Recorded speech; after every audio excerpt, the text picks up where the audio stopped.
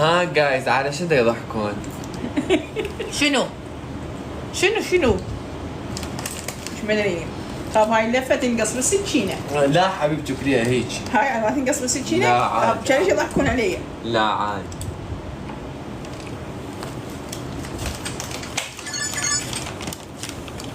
يقول لك يضحكون ايضا تنقص بالسكينه اللفه. لا يا عشان بعد. قصتها هاي. كانوا يضحكون. ايش طيبة يضحكون؟ هاي طيبة زينب هات.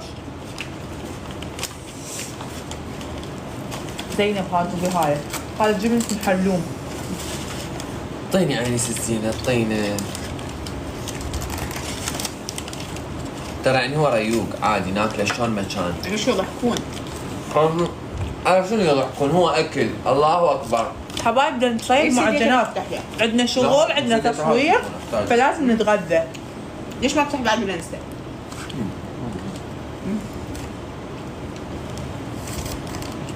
حبايب باعوا فاتحه بالانستا والتيك توك. باعوا حبايب. اقترحت على زينب تعيش ببغداد خلص. حنخطفها. يعني راح ناخذها من اهل الديوانية. والله شو تقولن بنات اعيش ببغداد؟ خاف اجر وما احصل اعلانات. لا بنات كليتنا ندعم زينب حتى لو ما عندها شو تقول اعلانات. يعني شو تنصحني؟ اه خلي نشوف متابعين اخذ رايهم. ليش تكتبون لا ناس تكتب لا زين ليش لا؟ ما ادري يقولون لا.